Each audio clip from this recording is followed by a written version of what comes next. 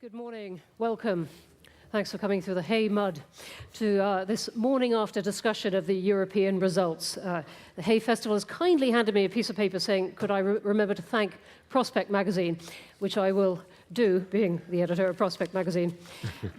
Many of you will be holding copies of Prospect, and I actually recommend to you the very moving, passionate cover story by David Marquand on how to run a federal Britain, in his view, the only way to glue us all together.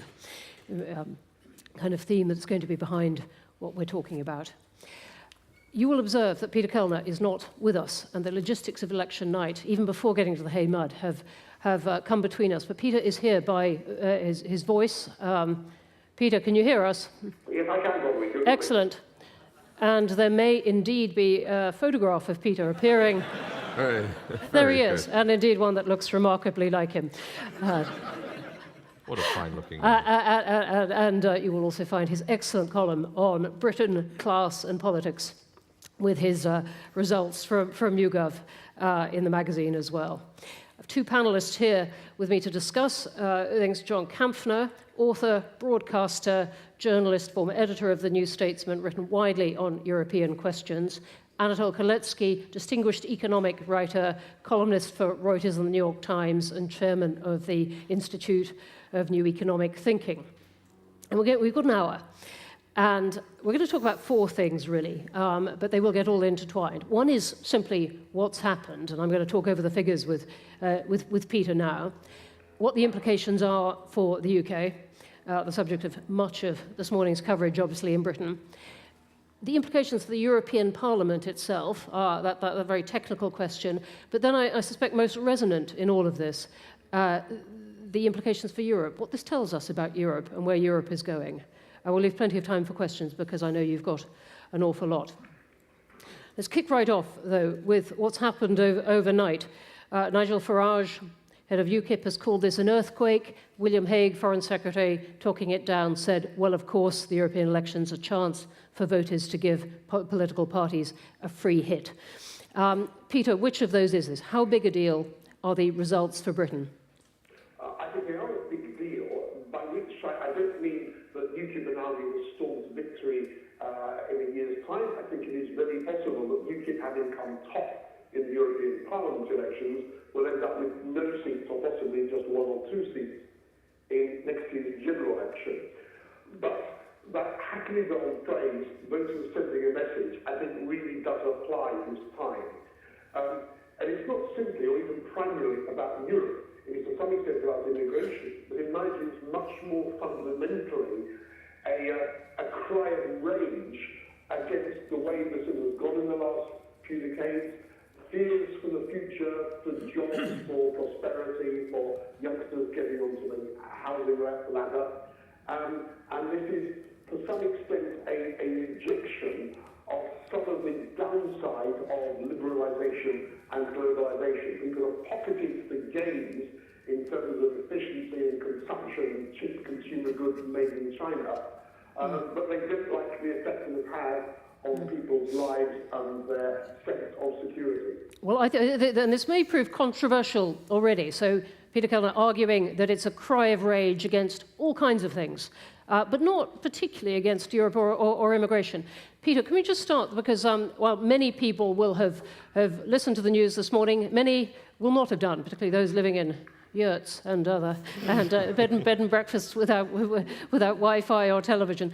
Can you just run us through the numbers of what the results in Britain look like now? Okay, well in Britain, UKIP has come first. They're on 27.5% of the vote, and they're up 11 percentage points last time. Labour is on 25, they're up 10 percentage points. The Conservatives are down, they're on 24%. And then there's a sort of further down, and there's been this quite close battle for fourth place, won by the Greens. The Greens have got 8%, the Liberal Democrats 7% in the popular vote. The Greens have got 3 members of the new European Parliament. The Liberal Democrats, who were in 11 5 years ago, are down to a solitary member. Now, my judgment, I mean, plainly, UKIP is by far the big winner. But although the Conservatives have come third for the first time in their history in a nationwide election, I think they will, I was going to say happier, let's say they should be less depressed than Labour, because for the main opposition party not to win these elections and to be just, a percentage point or so ahead of the governments of the day, I think is a pretty poor result for an opposition party a year out from the general election. All very, very interesting points. And of course, as you said, UKIP 27%, 11% last time, and 20 years ago, 1%. No, UKIP was 16.5% last time. 16. Up 11, sorry, yes. Thanks. So, trying for UKIP, and then you're arguing that not too bad news. Is it disappointing for Labour, not too bad for the Conservatives, and pretty terrible for the Lib Dems? It's not too bad. I mean, look, it's a bad result for the Conservatives, but in the prism of reading across to what might happen in a year's time, we know that UKIP has borrowed a lot of votes from the Conservatives. We reckon that getting on behalf of let me go back. We reckon of the UKIP votes of just under 4.5 million, around 2 million of those are people who voted Conservative in the last general election. And of that 2 million, around half, 1 million, are likely to go back to the Conservative. Even say now, we're going to vote Conservative at the next general election. So, once the Conservatives have got back the votes they lent to UKIP, not winning the lent, but lent to UKIP, then the Conservatives move ahead of Labour. So that's why, reading towards next year in the general election, these results are not as bad for the Conservatives as they seem at first sight, and are probably worse for Labour than they seem at first sight. Thanks very much. Can I just ask at this point, who can hear Peter Kellner fairly clearly? Great. And who cannot? All right, only a few, and we will do our best to repeat back some of the things. Peter, if you would remind, there's a certain sort of almost wartime radio quality to this. If you could speak even, marvellous delivery, even just slightly slower and louder than usual. That's great. John, what do you make of this? There are two things that I think really struck me. One is this, Peter's use of the term cry of rage is entirely right. The vast majority, when it comes to a general election, some people are saying, well, actually, don't worry too much. When it comes to a general election, everybody will come to their senses, quote unquote. The problem with general elections and the first past the post political system is that the ground in which the political battle is fought is incredibly narrow.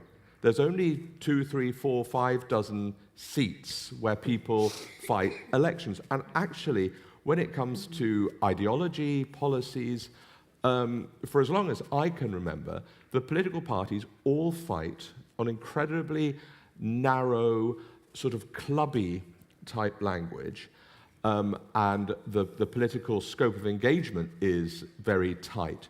And there is a huge body of opinion, whether it's on the right, whether it was previously, whether or not you agree with it or not, much more vehement about immigration, much more vehement about Europe, or on the left, the whole challenge to why did the banks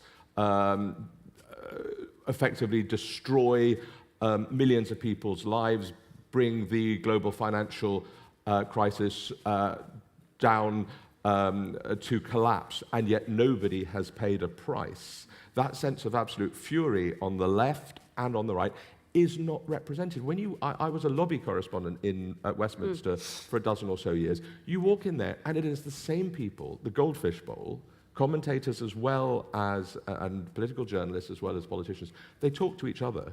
They reinforce each other. They play games with each other. Who's up, who's down, who's going to get this job, who's knifed so-and-so in the back, who's the source for this story versus another. And the great public is almost completely ignored, is kind of kept outside the gate. And this is, rightly or wrongly, the great public in Britain and elsewhere saying, remember us. Very, very good point. Anatol. Well, I think, as always, when it comes to elections, Peter has got the analysis exactly right, and I agree with him. I think this is a success for UKIP, but the big story, in my view, is how disappointingly poorly Labour has done. and actually that for the Tories it's pretty good news. I didn't. We'll just expand on this a bit, because Peter's made this point, but because you know, it doesn't look on the face of it that good for the Tories. Well, at the simple level, I think as Peter said, if you assume that people do what they are telling him that they plan to do, which is about a quarter of UKIP's votes are already committed to returning to the Tories, that just means, looking at the percentages, if UKIP has got 28%, a quarter of that 7, you add that to the Tories, that gives them 31% of the vote, with Labour only at 25. So the Tories are essentially ahead on that basis. But I think more importantly, Labour should have been benefiting from the issues that from the cry of we're rage discussing. and all these issues within John it. said the cry of rage. Normally, at least a significant part of that should go to the main established opposition. And given that the Liberals have been completely knocked out, understandably, because they're part of the cry of rage, Labour really should have benefited a lot more. The reason I don't think this is such a triumph for UKIP is that, and this is where I slightly differ from John, well, if you define the cry of rage vote, the truly disaffected people as those who voted for UKIP, well, yes, they did come first, but that's 27% of the population. It's not even a third of the population. And, in normal circumstances, you wouldn't think that 25 to 30% of the population constitutes such a powerful group that one should distort or divert the whole nation's polity towards those issues. And that's what I very strongly feel. I was hoping that UKIP would not come first, because I really dislike pretty much everything they stand for, even though I think, some of their leaders are Nigel Farage anyway is pretty effective, and some of their criticisms of the way the EU operates as a sort of institutional entity are absolutely right. I'm not a pro-EU man, but basically I think UKIP is a xenophobic, anti-foreigner, anti-immigration party. I think that's the main motivation behind them. So they did come first, but actually, if you think about it, they only came first because Labour did badly. They came 2.5 points ahead of Labour. If Labour did as well as it should have done, they would have still come second, and it would have been a big disappointment for UKIP. Go on. I think you're understating this, Anatole, and I'd be interested to hear what Peter and Bronwen think. If you take the pan-European perspective, every mainstream party... We're going to come on to that, yeah. Can I just raise that to begin with? Every mainstream party of the slightly centre-right and slightly centre-left has been given a massive kicking. Now, depending country to country, Austria, Hungary, and most spectacularly France have voted for the far right, and in all those countries, that far right is further to the right than UKIP is. In Spain, a new party of the left, Sinn Féin, has done well. In Ireland, Syriza in Greece. So pretty much everywhere, depending on your perspective, and obviously there is always the sense of everywhere in Europe, people use European elections and other form of non-general elections as an excuse to give mainstream parties a kicking. They've always done that for decades, but the extent of it now, I just don't think can or should be battered away in purely sort of psephological, well, if this happens, that happens. It is something more fundamental. But in a sense, that's what I'm... Let's come on to that point, because I just like Peter to sketch out what's happened in Europe for us. But I myself, I don't entirely agree with you, John. I think the protest parties, if you can call them that, they have done well. They were predicted to do well, but they haven't done as well as many people expected. And UKIP has not done as well as the protest parties in other countries. In Germany, the CDU, the party of government, has done very well. In the Mediterranean, in very countries very, very troubled by the refinancing and so on. The protest parties like Syriza in Greece have done well, but not so well that they will rattle the government. So in Italy, the government parties did well. It's not such a picture of a cry of rage and throwing it all upside down as one might have expected. Peter, you want to describe for us how you see the broader European results of the night? Well, Bronwen, the two big party groupings in the European Parliament are the centre-right, the EPP, that the Conservatives used to be part of, that withdrew from a few years ago. That's the European People's Party. The European People's Party, and the second, the Socialists. Now, as last time, the EPP won, but the margin is a lot narrower. They won, there were about 100 seats. It was 263 EPP to, I think, 163 Socialists last time. This time, it looks as if the EPP will lose about 50 seats, 50. And the Socialists will gain between 20 and 30. So the EPP will still be ahead. And the net gainers have been the outsiders. Plainly, there will still be a clear majority for the parties that cluster around the centre, the EPP, the Socialists, and the Liberals. And if they work together, they will be able to see off any challenge on any particular issue from the outsider parties. But I suppose the dynamic is this, that if there is a growing appetite, not across every country, but much of the EU, for blaming Brussels for wanting to diminish the powers of the European Union, the more the parties, the pro-federalist parties of near the centre cooperate together, the more they will feed popular suspicion that Brussels is up to no good. That's true. So mechanically, it will not be difficult for the new European Parliament to fend off the various sceptic MEPs, but the price of fending them off might be further disillusionment across much of the continent. It's a very, very interesting point. Now, so for the few of you who do not live and breathe the arithmetic of Strasbourg and Brussels, there's 751 seats in the European Parliament. And as Peter's saying, the two main blocs are still going to have most of the seats. How many would you think the protest parties, as I might call them, are going to end up with? There's some exit polls suggesting about 130 seats, perhaps. Does that sound right? That sounds about right. But of that, it is not simply of the right. It includes some of the hard left. I mean, look at the winners in Greece, for example.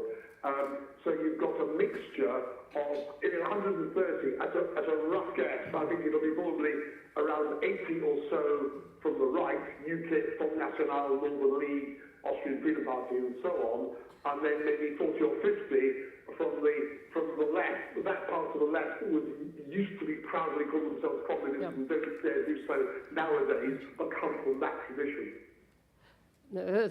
Thanks. So it's a big solid block, but not but roughly a quarter of it. John has a question for you.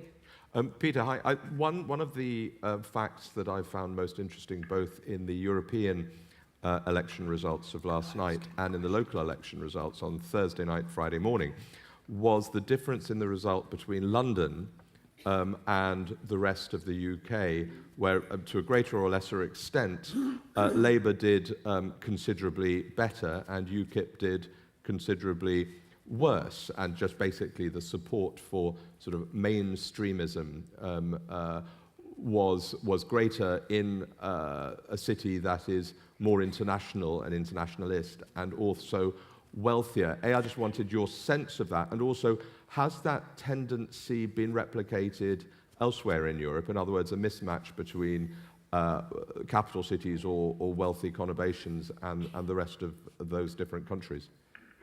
There's a very good question, John. Let me say straight away, I can't answer your second one. I don't know what the figures are for, say, Paris or Berlin or Rome. In terms of Britain, What's happening in London politically is parallel to and perhaps linked to what is happening socially and economically, in that there is, as it were, a country called London, which is becoming more and more detached economically, socially and politically from the rest of England. Why is this? Well, because London is younger, more ethnically diverse, more linked economically to Europe, more tolerant, more integrationist, all the things that are bad for UKIP and good for Labour, and therefore might call it the Boris Johnson wing of the Conservative Party. And that is increasingly being reflected. Thank you. And Anatole has a question for you. I'm enjoying this Ask the Oracle. Yeah, well, related to that, how did UKIP do in comparison with the protest parties in other countries, particularly, say, the National Front in France? Which did particularly well, even though I said many of them had not done that well.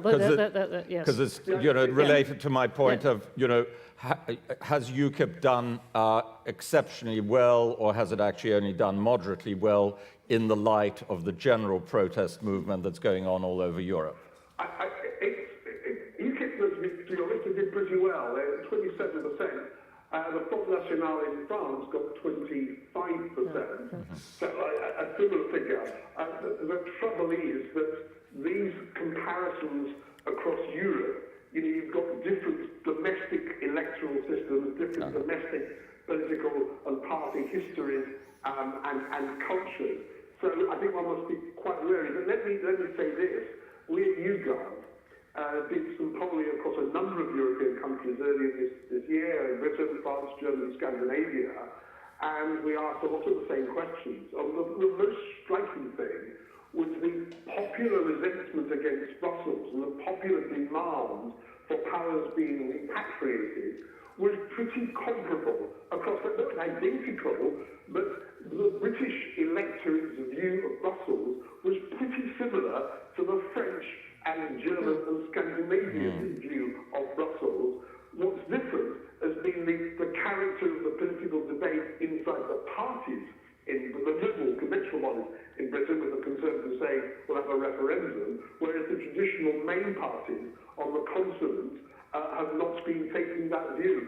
But I think yesterday's voting figures confirm that the British people are not as unlike the French people or the German or the Scandinavian people as you might assume from the nature of the party debate.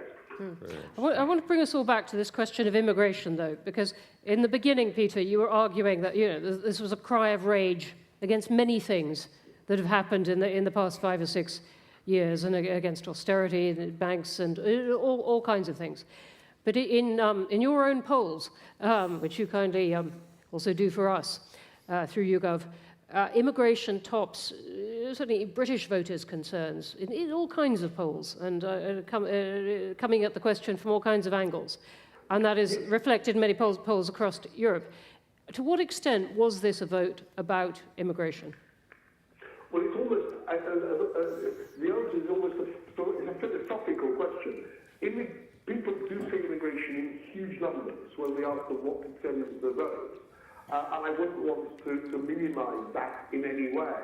My argument is that the reason why immigration, and for that matter, for many people, membership in the European Union are such issues, is because of a much wider and deeper sense of dismay about what has happened to Britain.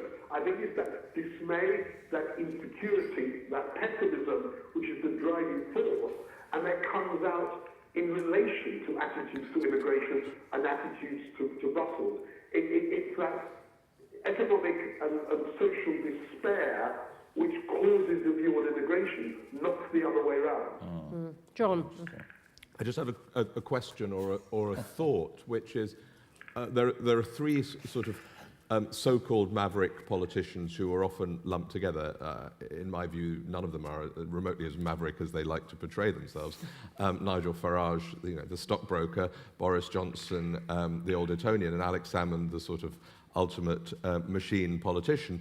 But yet, they have all managed to very successfully on their own terms, give themselves that different sort of anti-establishment persona. I'm wondering, Peter, if the extent of the protest vote at these two elections that have just taken place, any further read across about the Scottish referendum? Does it make a yes to independence, as in give the establishment a good kicking, more likely? Well, the Scottish numbers, in broad terms, the SNP came top as 5 years ago with around 30% of the vote, but that means 70%, or the great bulk of the remaining 70%, were for unionist parties. If one were to simply read across from support for party to attitudes on the referendum, one would say the no parties outnumber the yes parties by something like 2 to 1. The latest polling on the referendum suggests that no is clearly ahead, but by nothing like that. Probably around, where you guys reckon it's around 58% no, 42% yes at the moment. Labour will be disappointed not to have toppled the SNP in the European Parliament elections.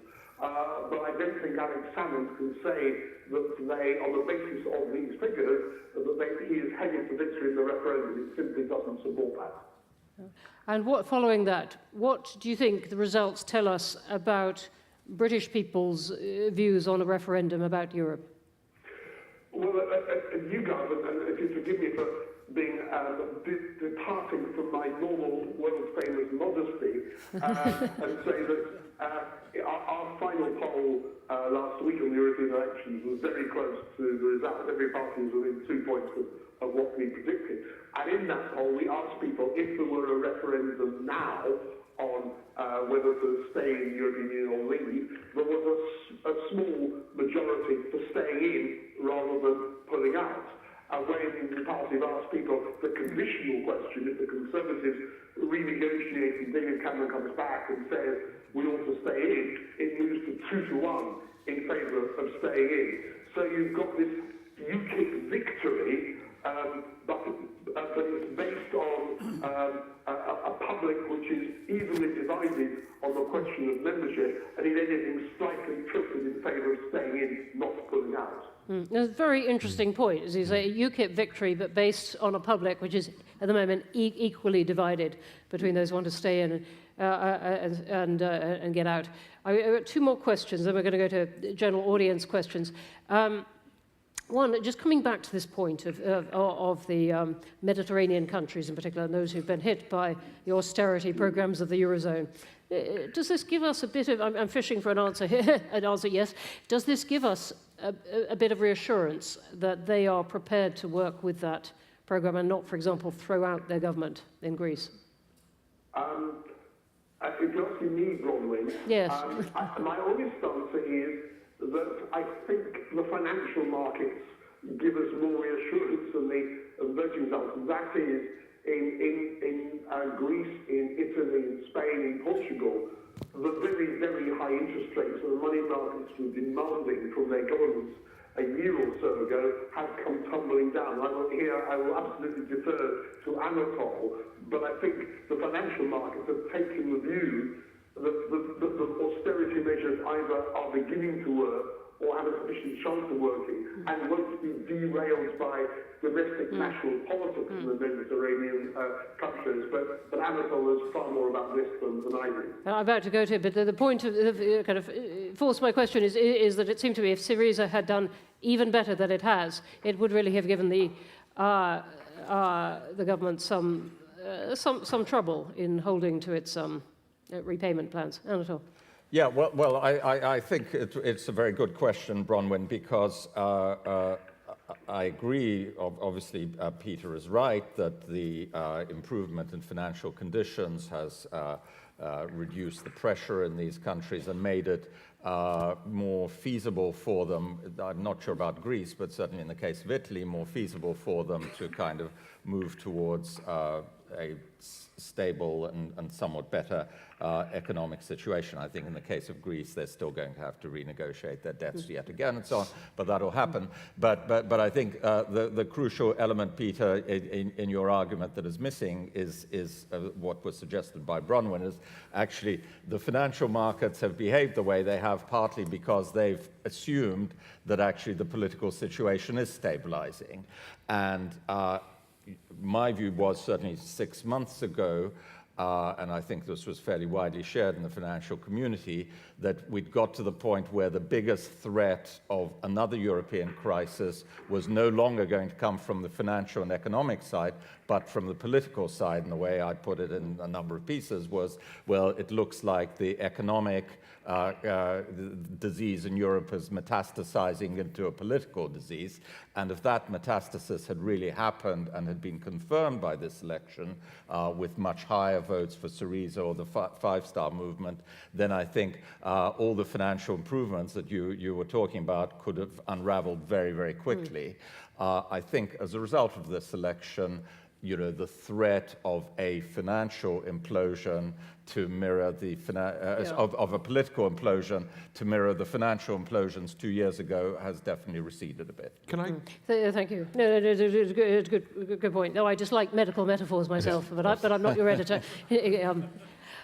With the greatest respect to Peter and to Anatole, and I completely defer to their expertise on psephology and economics, but I think we are in danger of talking in a language and coming up with answers that are exclusively wonkish and actually forgetting the bigger picture. When we're looking at, say, the southern countries and everything that went wrong with their own economies and with our own in our different ways, and the way the euro with its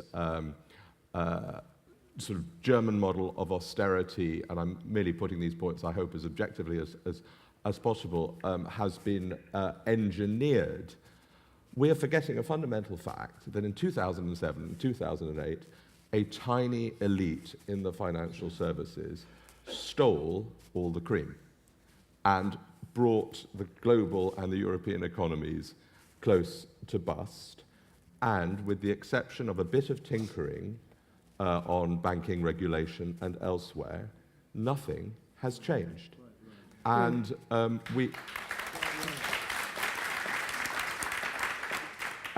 we talk, and to a greater or lesser extent, it's already, one can see it in terms of a certain improvement in high streets and consumer spending, and the figures are happily improving. But there is a considerable amount of evidence that we are creating a sort of hourglass economy where the very wealthy become even more very wealthy, and the jobs, and many jobs, and employment figures are very good, but they are certain types of jobs with very little security. Meantime, the phrase "the squeezed middle" continues to be squeezed. Now, maybe all of that is an inevitable part of the recalibration of any economy after a recession, and this one has been longer than ever. But there is still, I think, the most pertinent word that I think applies across the board, from very far right to very far left, and everything else in between.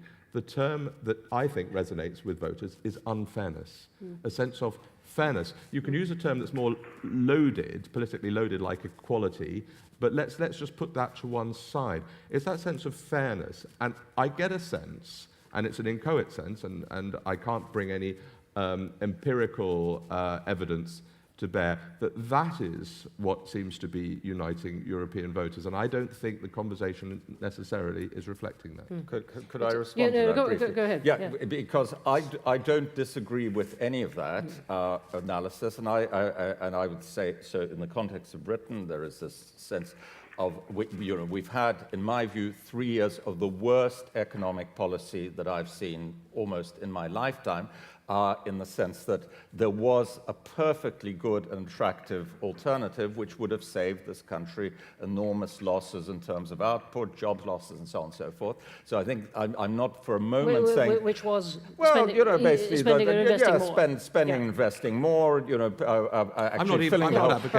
We're not going to have a whole economic debate about the past 6 years. What I'm saying is that I don't want to debate that. But the truly impressive thing to me is that the public has decided to forgive the government for that, or at least 70% of the public, despite what you say. And what I want to say about Europe is that there's another, in some ways, I think, even more offensive thing that's happened in Europe. We've talked about the sort of economic and financial failures.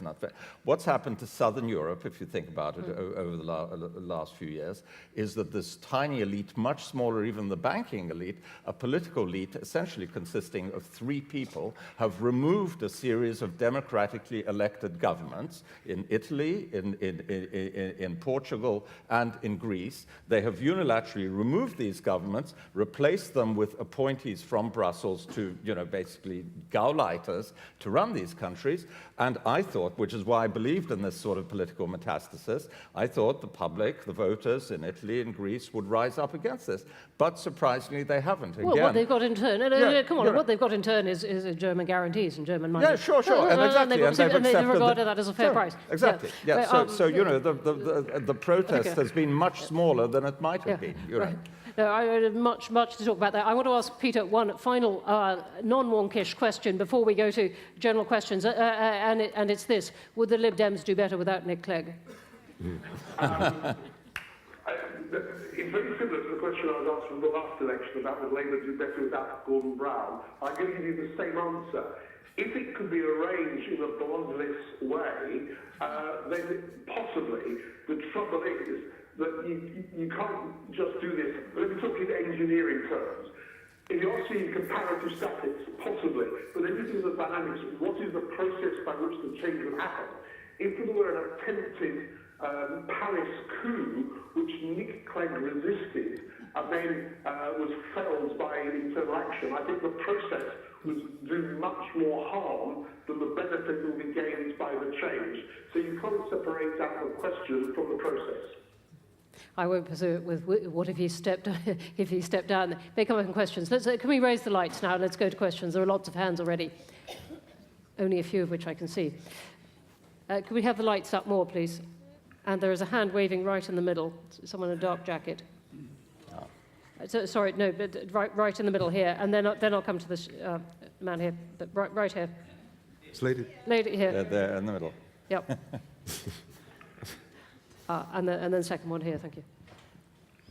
Thank you very much, Anatole. I don't know whether you heard the last intake of breath in the audience when you said you thought that 70% of the Great British public had forgiven the government, but I suspect that isn't the case in this hall. John, I'd like you to expand on your view that actually one of the reasons for the kicking is actually the complete disconnect between the people and the Westminster wonkish elite, because I couldn't agree with you more. It's been reflected in other things that have happened in Hay this weekend. Anthony King on the blunders of government, for example. We Oxford educated PPEists, etc., etc., etc. If that's true, do you think that actually Cameron or Osborne or Hague or anybody else is going to take any notice? Thank you. Would you like to give your name? Great. Sally. Thank you. I mean, it's a far more long-term problem than, whether it's David Cameron or George Osborne or Ed Miliband or Nick Clegg or whatever. There has been, in a way, we want it both ways. When I covered politics more intensively from the mid-90s to the mid-noughties, there were still the last vestiges of members of Parliament who did other jobs. And they were lambasted for doing other jobs, for sort of, 2 jobs so-and-so, not devoting enough time to their constituencies, etc. Now you have, I'm sure Peter has the figure sort of immediately to hand, but you have a vast, vast, vast majority of MPs who only are MPs, and the vast, vast majority of those have never done anything that isn't political. So they have been to a good university, and I think that's great. But from that point, they have become political advisors, or they've worked at a think tank. It's all based in SW1, and then one thing leads to another, they become a member of parliament. And in a way, that is almost what we wished them to be by saying they couldn't do another job. And, you know, in the old days, Labour MPs, a lot of them, had come from working class manual backgrounds, and a lot of Tory MPs had been lawyers or people who'd worked in the city, whatever. Those are stereotypes, and there were lots of exceptions on both sides of that divide. But they were people who had had some previous, who had done something, who knew the way. One other thing, if you look at the other way round, if you look at former ministers and former advisors in any administration and the kinds of jobs they get afterwards, apart from working as lobbyists or for lobbyists, because that's their contacts book, virtually none of them get jobs anywhere else, sad to say. I mean, it is true. How many former government ministers become CEOs of large companies or become directors of something else? Because they are, to a very great degree, one-trick ponies. I think that's an incredible shame, and a huge amount of the problems that we face lie in, and the media, my sort of still to a bit, but largely sort of profession, has a lot to blame. It's the lack of attractiveness for being an MP. A lot of people just simply wouldn't want to go into Parliament, so it does attract a particular, very narrow breed. I don't think it's necessarily elitism, I think it's the narrowness. You'll get elitism in the city, you'll get elitism in FTSE companies, anywhere, but it's the narrowness that I think is at the heart of the problem. Thanks for that. Anatole, do you want to add anything? And Peter, can you hear the questions? Yes, indeed. Yeah, can I say, I think, yes.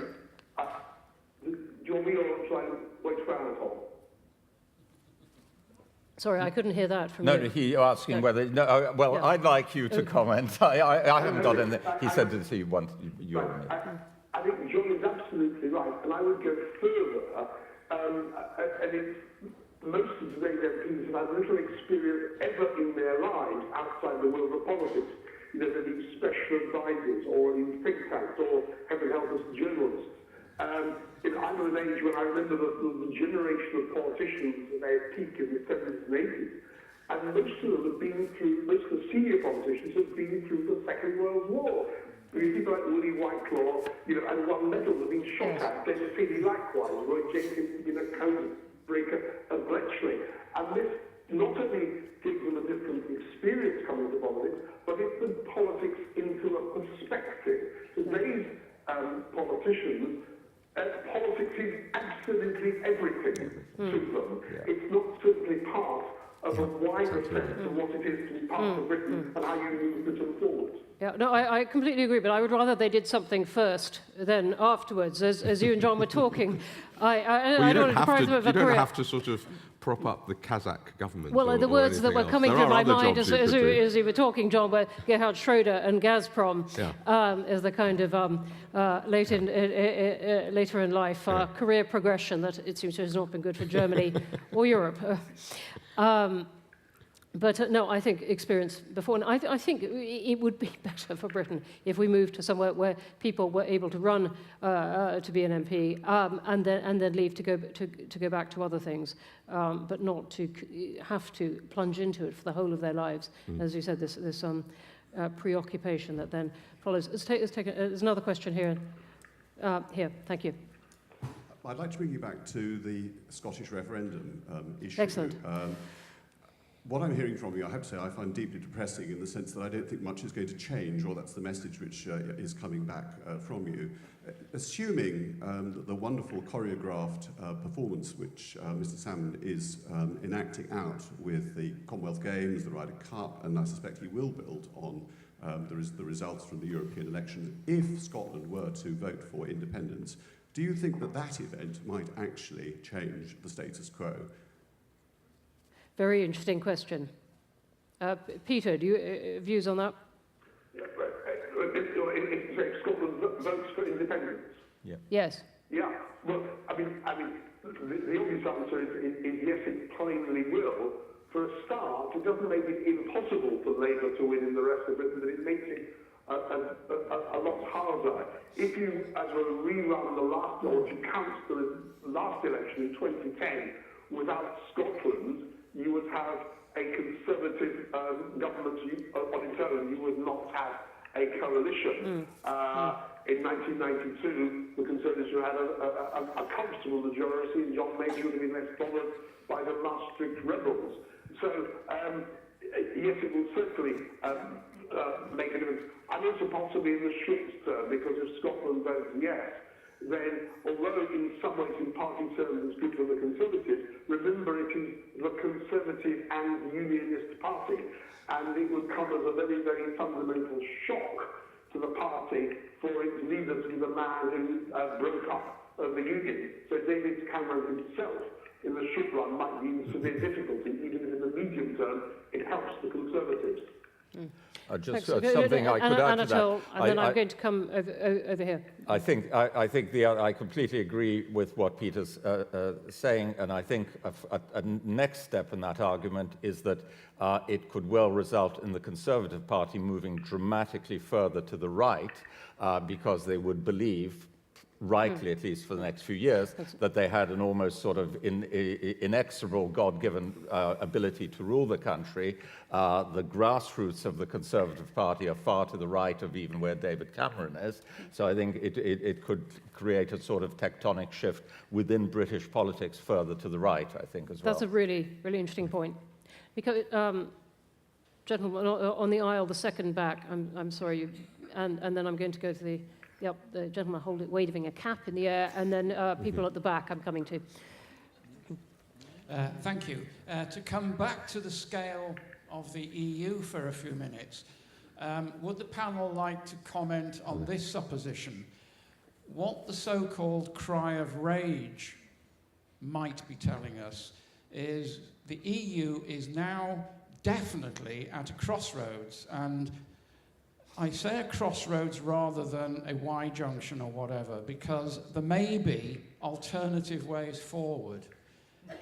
My serious caveat with the phrase cry of rage and another phrase that was used earlier on about Syriza being on the hard left.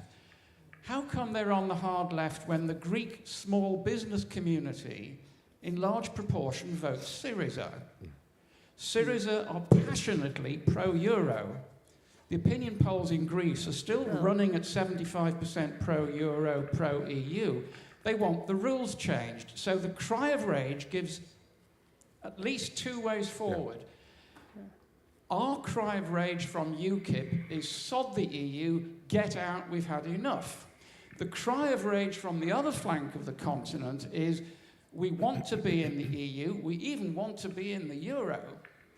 We want the rules changed. Now, which way forward will the EU centralist, federalist groupings take? And I would add another caveat. Syriza, a lot of them, even call for more federalism. There's an excellent question. You put it very, very well. There's a lot of fascinating points packed into that. But I must say, I also slightly recoil from the phrase cry of rage, because it seems to me we perhaps haven't heard it yet. I share what I think is Anatole's pessimism that we've seen the end of the euro crisis. We've seen really pledges of a German guarantee which have kept the markets quiet for now, but we haven't in any way seen the end of the resolution of Greece's ability to pay. And you put it very well, but yes, they want to stay in the euro, but they want the rules changed to make it easier to do so, and they haven't still got the money to do so without another bump. Anatole, to put it another way, and I agree. I think that was very well expressed. I think it is a cry of rage, but it's not necessarily a cry of rage against Europe. It's a cry of rage against Europe as it is currently run. And the tragedy is, as John was saying, is that everything about the way that Europe is set up and European democracy and the European Parliament is set up is created more or less to guarantee that cry of rage against the current rules of Europe will be completely ignored. Well, you mean because there is not... Because there is a clear majority, as Peter was saying, for the traditional centrist European parties of the left and the right, which will now be pushed even further into this kind of consensus to preserve the status quo, more or less at all costs. I mean, at least that's their first instinct, and just to draw up the wagons and to resist all this. And I think that's a very bad decision. And just very, very briefly, just combining your very good question with the previous very good question about Scotland, talking personally, I just have a nightmare vision from all this.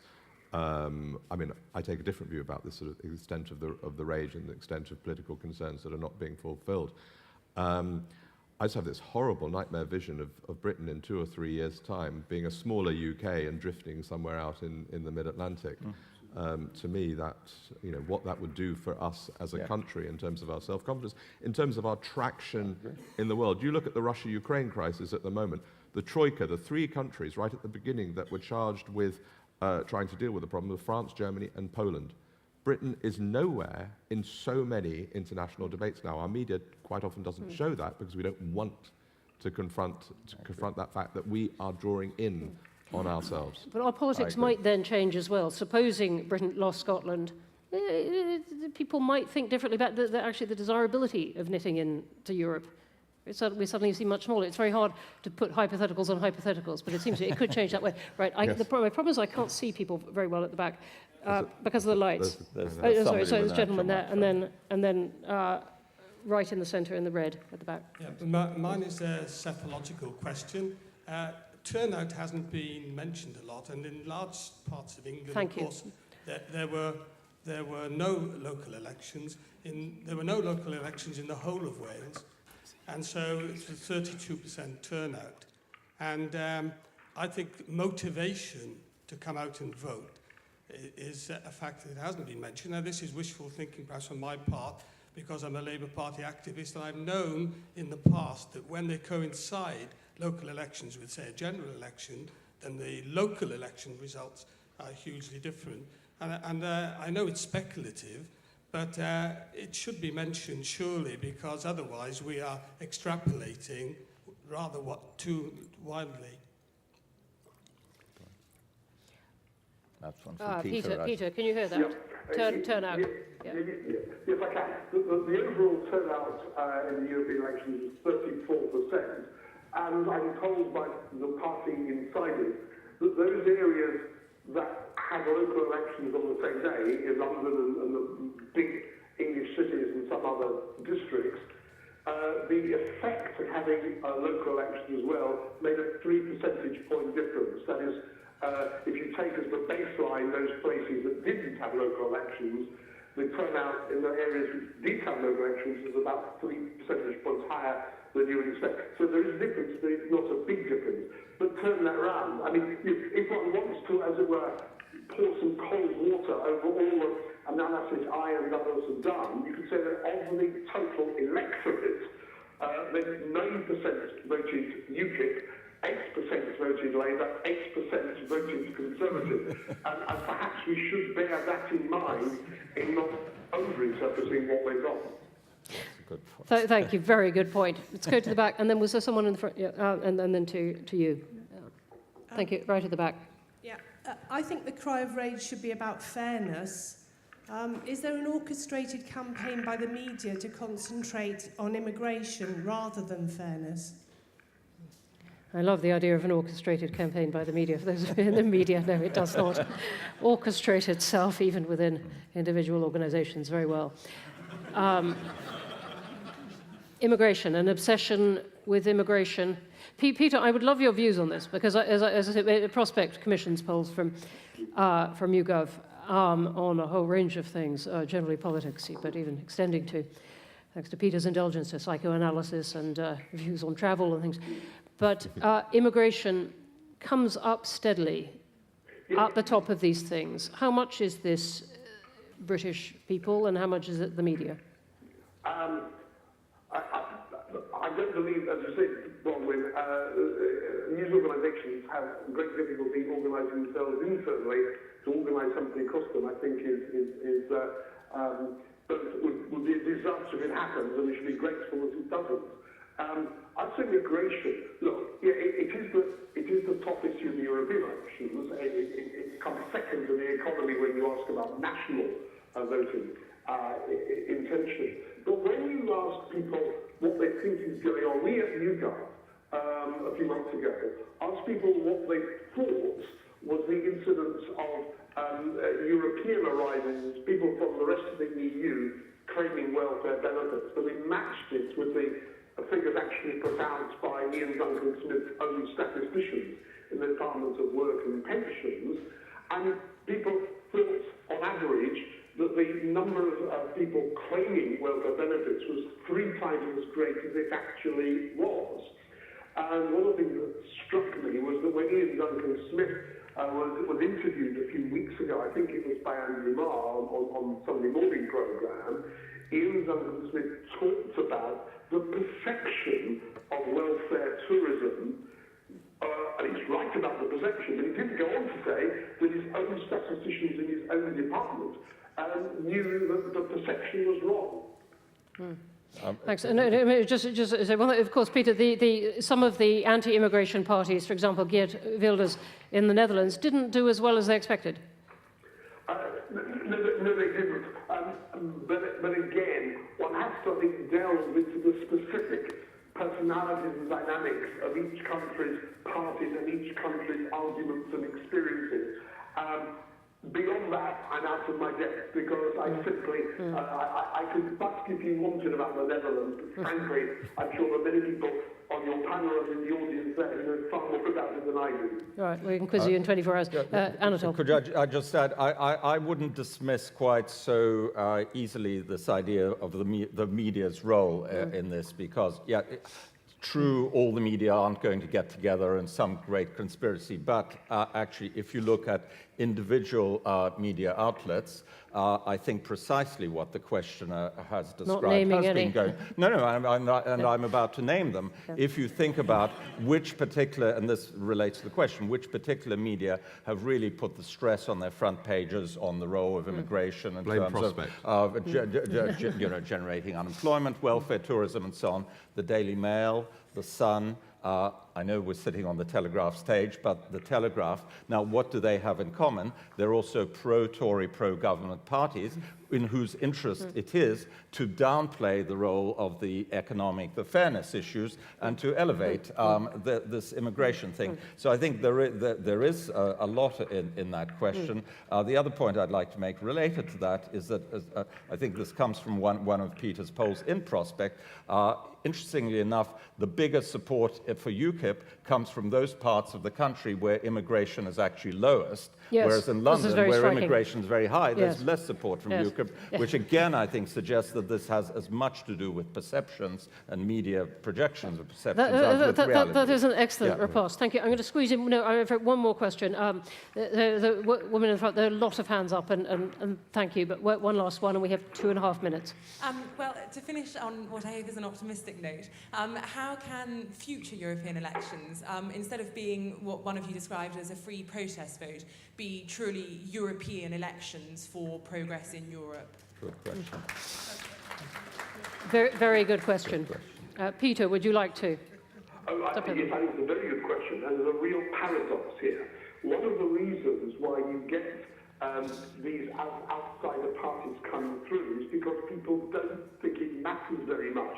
And therefore, if they feel that they want to kick the mainstream parties, that there isn't a cost in terms of leading to some wild, wacky policies coming through the next day. So how do you make European Parliament elections less vehicles of protest and more vehicles of decision?